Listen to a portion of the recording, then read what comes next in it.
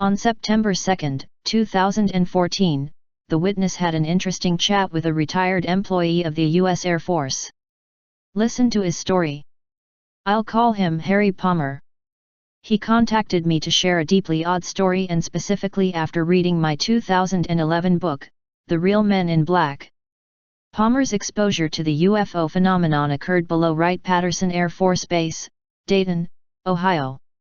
The base in question is a highly secure military installation.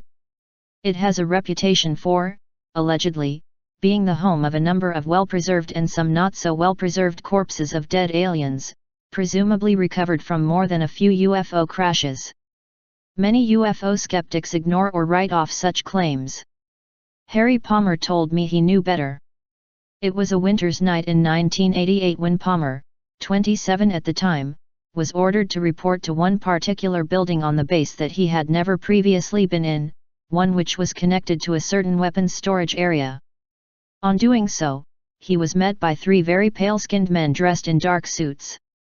They directed him to a door which, when opened, revealed a large elevator on the other side. Silently, the black-clad trio motioned Palmer into the elevator. He quickly realized he was descending into a fairly deep degree. He was then ushered into a corridor which had a large vault-like door at its end. One of the three men opened it, and in a strange high-pitched voice, ordered Palmer into the vault. The same man pointed at a large container perhaps 9 feet in length and 5 feet in width and told Palmer to take a look inside. He did as he was told and was shocked to the point of feeling nauseous and clammy by the sight of a badly damaged body of what he, Palmer, could only guess was an extraterrestrial. The head was large, the eyes were huge and black, and the severed and small torso was skinny. In seconds, Palmer was forcibly taken from the room, taken to yet another room, and then ordered to sign a document which effectively said that if he ever spoke of what he saw he would be prosecuted to the full extent of the law for violating U.S. national security regulations. After signing the document, a worried Palmer was taken back up to the surface and left there to make his way back to his regular place of work.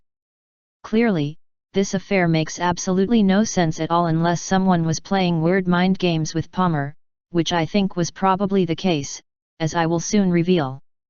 It's a fact that UFOs had zero bearing on Palmer's work at Wright-Patterson.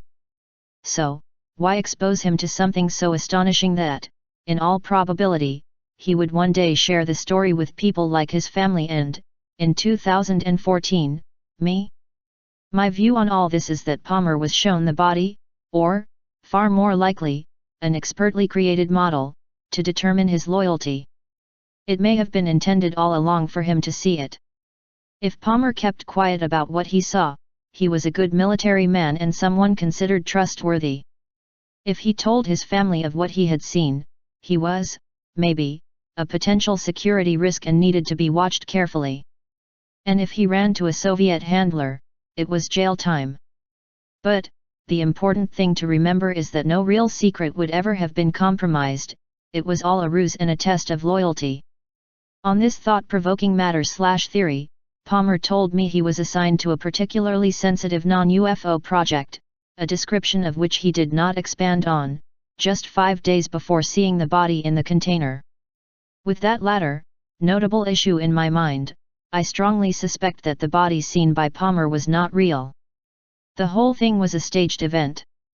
It was designed to see how and to what extent Palmer could be trusted. If true, this saga may very well help to explain some of the highly controversial stories concerning military personnel who have reportedly been exposed to alleged alien bodies in underground rooms, such as the many Hangar 18 legends attached to Wright-Patterson Air Force Base, and under convenient and unlikely circumstances that many skeptical researchers think are just too good to be true. They probably are too good to be true. But not for the reasons that the skeptics think. This case also suggests that intelligence agents might, at times, mimic the actions and creepy appearances of the MIB, which is a story for another day.